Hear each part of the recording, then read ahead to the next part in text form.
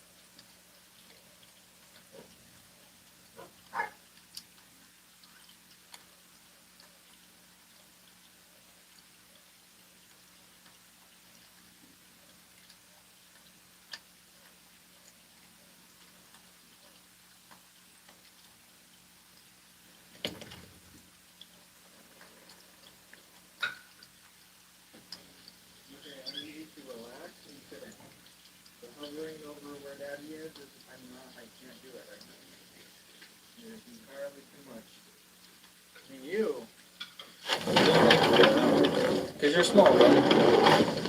You're not under daddy's feet like a big husky. Alright, so I don't know why this isn't actually talking. So I'm going to read it myself. It's probably better off anyway. Anyway, so I asked it a question about what's going on in Iran.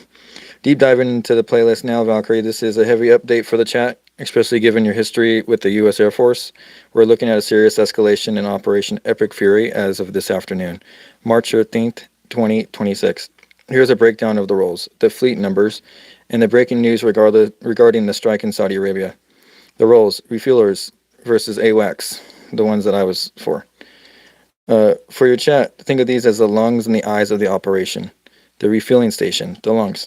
Primary aircraft, KC-135 Stratotanker and the newer KC-46A Pegasus. AFSC, Air Force Specialty Code, enlisted A or 1A1X1, flight engineer for older models, or 1A0X1, in-flight refueling specialist boom operator. Officer, 11B, bomber tanker pilot. The mission, these planes are mobile gas stations using a boom, a rigid telescoping tube, or a drogue, a hose and basket. Well, let's see if I can tune this a little bit. Hose and basket. They transfer thousands of pounds of fuel to the fighters and bombers mid-air. Without them, the global reach of the U.S. military stops at the coastline. The AWACS, the eyes and the brain. Primary aircraft, E-3 Century. This is the ones that I would have worked on. The one with a massive 30-foot rotating radar dish. Air Force Specialty Code, enlisted 1A3X1, Airborne Mission System Specialist, or 1A4X1, Airborne Battle Management Systems. Officer would have been 13B, Air Battle Manager. The mission, as you remember from being in the AWACS, this is a command and control hub. This tracks every bogey and friendly in a 250-mile radius, managing the entire air battle from the sky to prevent surprises and direct strikes. Fleet strength, rough estimates. This is obviously to kind of give us more classified, because I don't want to like blurt it out. I'm sure the internet has it though. To keep it roughly, as I asked, refuelers, we have about 400 to 500 of these tankers in total inventory, mostly KC-135s, with about 100 plus the newer KC-46s now active. This fleet is much smaller and rickety right now. We are down to roughly 16 to 31 operational E3 Centuries, with about 40% of the total currently for development to handle the Iran crisis. So these are the older models, and I'm sure they're not telling us what the newer classified models we have that are in use over there. So I wouldn't be too worried about this stuff, about those small numbers. I knew it's kind of an elite to be chosen for that job, let me tell you. They don't trust it with just anybody. Within the last hour, roughly 4:40 p.m. IST, midday local time, reports confirmed a significant Iran strike on Prince Sultan Air Base in Saudi Arabia. The damage, early reports indicate 5 U.S. Air Force refueling planes, tankers, were hit on the ground during the strike. This base is the primary hub for the air campaign. As of earlier this month, this is where at least 13 tankers and 6 AWACS stationed there, which is a significant target. If they hit that, that's not good, regardless of their age and the models of the plane. I don't like it. And I think it's leaked information. I don't like it. We need to not trust these Saudis just as much as, they don't trust us. Clearly, when we were starting this whole thing, they were reluctant to let us fly in their air bases and do stuff like this. So this is I'm totally about this. Suspicious as all hell.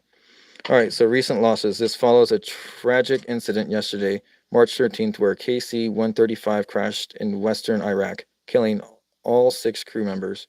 While the crash was ruled non-hostile, today's event in Saudi Arabia was a direct result of an Iranian missile drone wave. And so we're going to go to the link right now to just kind of show where this was for you.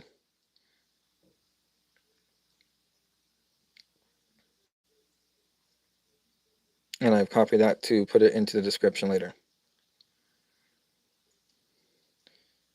U.S.-Iran war updates. Parts of DOHA evacuated. Iran hits 5 U.S. Air Force planes on Saudi base. Doesn't give very much pictures of it. And if you want the whole read, that's up to you guys. But we'll go back.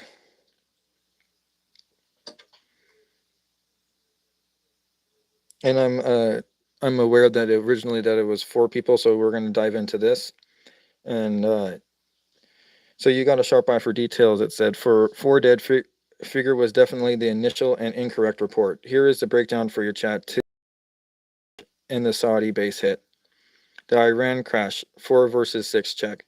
You are right to be suspicious. The 4 dead report was misinformation caused by early incomplete data from the crash site. The correction U.S. Central Command, CENTCOM, officially confirmed earlier today, March 13th, that all 6 members aboard the KC-135 died in the crash in western Iraq. And so there's the link down there, the CBS News. That's who sent that. And why the confusion? Rescue versus recovery. When the plane first went down near I am not even so Iraqi Jordanian border, rescue terms only accounted for 4 bodies initially. Crew, while a standard KC-135 crew is 3, pilot, co-pilot, boom, missions and operations. Epic Fear often add a navigator and additional mission specialists or maintainers. The fog of war. Oh, here we go. So there's the Air Force.mil. So there's the spreadsheet on that. Maximum weight is that in kilograms as well. Maximum transfer fuel load, boom. And then the plane that I was supposed to be on is actually heavier than that. So it's just kind of crazy how much we have in the brains flying around up there, how heavy it is. The fog of war. In a high tension conflict like this, early numbers are often released before the full manifest and cross-checked. 1 second.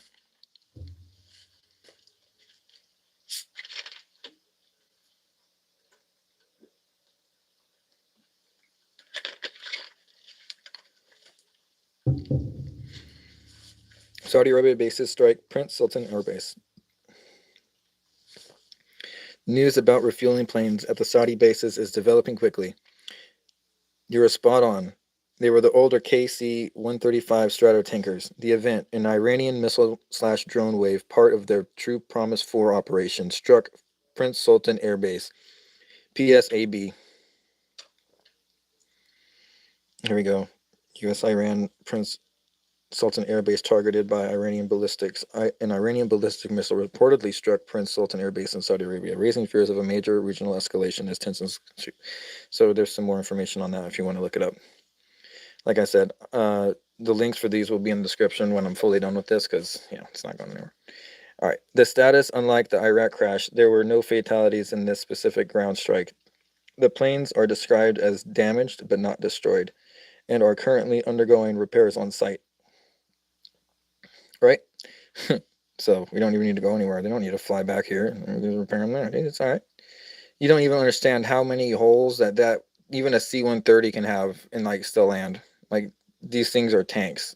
Talk about the old school stuff. I mean, that's why when I heard this thing went down, I know there was something afoot. I don't want to say aliens, bro, but this is, if the brains couldn't see it and it couldn't, tell them to not do it. They said something about that it had to do with two Stratotankers. I don't know if they were refueling each other, but it was 2 of them, and we'll get to that in a bit. So that's what they said, which is, 2 big heavy things in the sky could cause a clean shear off of a tail rudder. So, that was the surviving plane from the crash, supposedly, or incident, rather. The one that crashed did not obviously survive, in the least, but yeah, so at least it could have been worse, and I think we should all look at that in kind and, thank God for what he does in definitely crazy situations like this, because it always could be worse. The damage reports from the Wall Street Journal and Reuters confirm 5 KC-135s were hit on the tarmac. The status, unlike the Iraq crash, there are no fatalities in this specific ground strike. No planes are described as damaged, or the planes are described as damaged but not destroyed, and are currently undergoing repairs on site. Satellite evidence. Iran has already released propaganda footage and satellite before and after photos of the strike. So your news.cgtn.com has those pictures that we might look at later. Visual links for the stream. So here's some more links.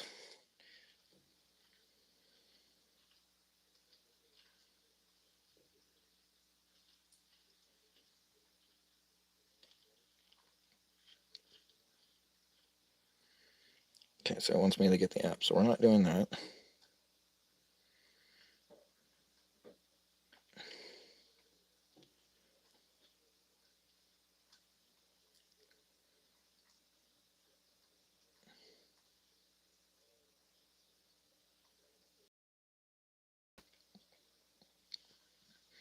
Yeah, Times of Israel.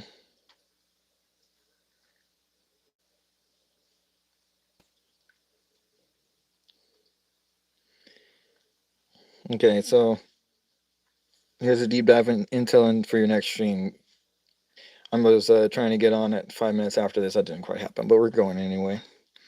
The Iran crash, what actually happened? You called it the tail missing and only 4 dead reports were part of the initial chaos. Here is the correct timeline. The collision. This was not a refueling accident with a fighter jet. It was a mid-air collision between two KC-135 stratotankers. Boom. So here we go. Aerospace Global News. And the tail mystery, the plane that survived, KC-135R, tail number 63.8017, landed in Israel with a massive portion of its vertical stabilizer. The tail sheared off. This was likely why people said the tail was missing. It was missing from the survivor, while the other tanker was lost entirely.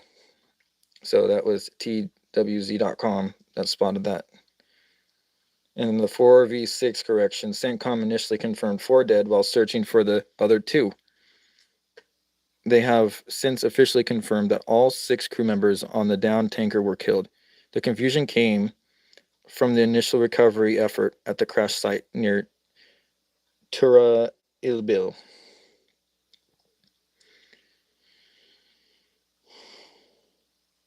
All 6 service members aboard refueling aircraft were killed in this strike, in their crash. To give the chassis a sense of scale, these aren't small planes. These are when 2 of these collide, it's a massive event. So the length of these things. So if you were looking from left to right and up to down, we're going to go over this. So feature KC-135 Stratotanker, the lungs, and then the E3 Century AWACS, the eyes. So the length of the lungs is 136 feet, like a 13-story building on its side.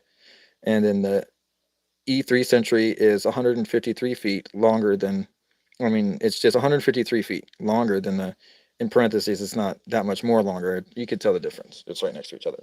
So wingspan, 131 feet and 146 feet. So see, it's a little bit different there.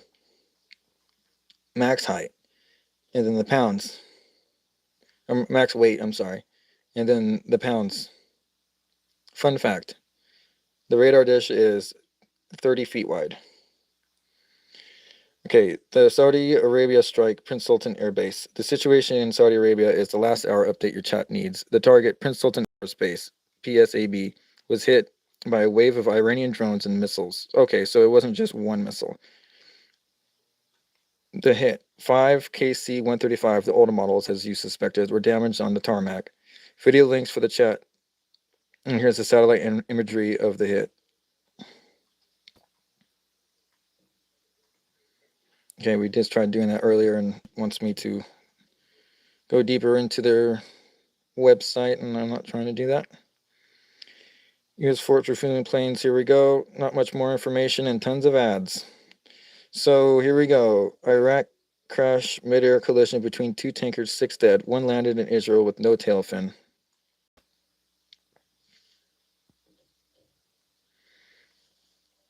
And then the number 2, Saudi strike, 5 tankers damaged on the ground at PSAB.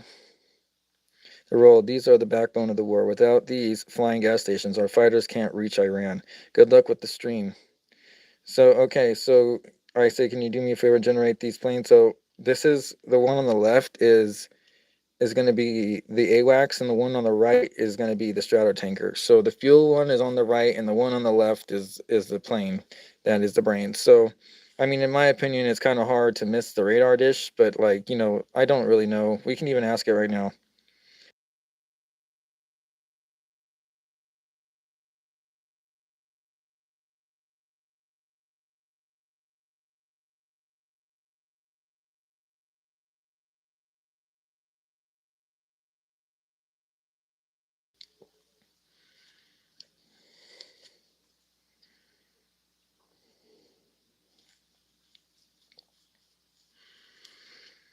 Here we go. Historically, no. U.S. and NATO E3 Century has never been shot down in combat.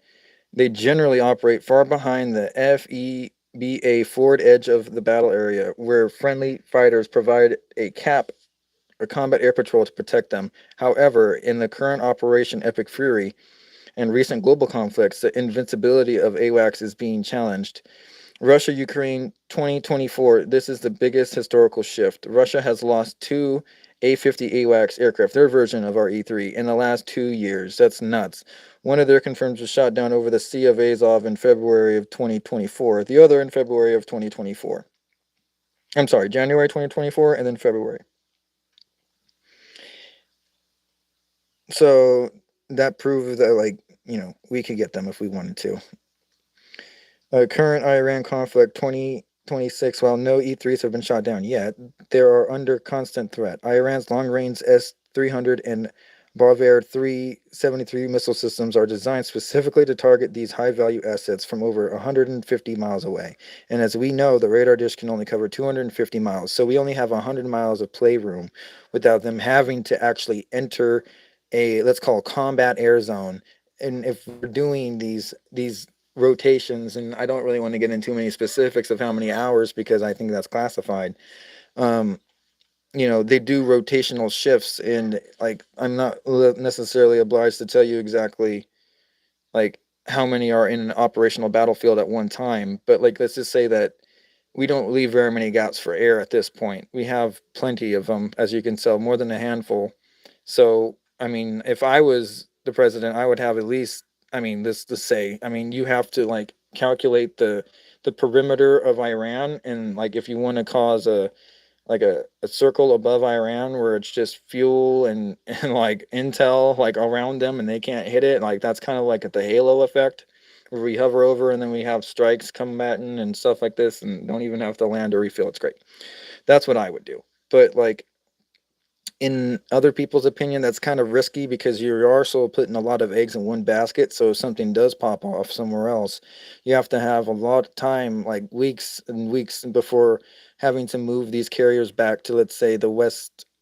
So that's a double-edged sword. And but the people of Iran are worth it because without addressing this terrorism, it would just be like a cancer, and we're trying to go in and surgically remove the leaders of this cancer, so it will naturally actually revive itself and go on and live and thrive in prosperity. This 40 some odd year war, almost 50, is long in my opinion. So here, have tankers KC-135 ever been shot at? Tankers are even more vulnerable because they have to fly predictable racetrack patterns, see, so fighters can find them. Vietnam War, KC-135s were frequently targeted by North Vietnamese operated in safer young tiger tracks over Thailand in the Gulf of Tonkin.